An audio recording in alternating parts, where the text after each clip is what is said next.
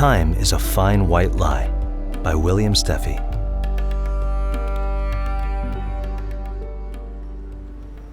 Although every object was in its place, there was something different about the highway that day.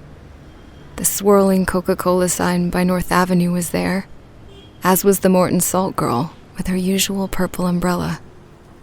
It seemed there was a novel light shining down from the sky, as if a new and better sun had come to take the place of the old one.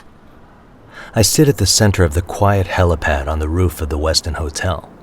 It's night. Memories of the 15 glowing rods outside LAX illuminate the road of coincidence that allowed me passage here. I slowly rise to my feet and shout your name across the blackberry sky, sugared with landing planes and crawling satellites. I came here for you. Through all this space, through all this time, alive through all these lives, I came for you. I negotiate the Mayan-like edges of the hotel's... The wild flashing colors of a television. A few ad execs and ultimately a flock of shareholders beg for his gaze. But Aditya pivots his attention instead toward an invisible spot between the lanky bartender and a retro Miller sign. If you've got the time, we've got the beer. Did Aditya have the time? With a quick tap, he illuminated the clock on his phone. There are so many signs and they go by quickly now. But I'm coolly detached. Road signs fly up at the same time the exact words are coming from the car radio speaker. And then it happens again, and again, and again, until the meaning of coincidence becomes completely transmogrified.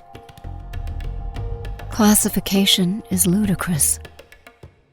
I used to be a prisoner to the signs like Moira and I chatted online very little before we met IRL. Her photo was adorable, and I was charmed at her prowess in answering the perfunctory OkCupid survey questions. It was a cold night 6 months ago, as I waited for her to arrive at the semi-upscale tavern for our first in-person encounter. Neither of us looked much like our online photographs, so when she finally walked through the door, there was a bit of awkward "Hi," said the girl, slowly turning back around. "We've been in a horrible accident and need to get to the hospital. Is there any way you could take us in your van, please?"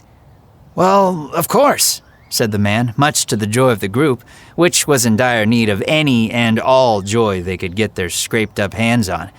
"Give me a minute to change, and I'll be right out. Here are the keys. Let yourself in and get comfortable."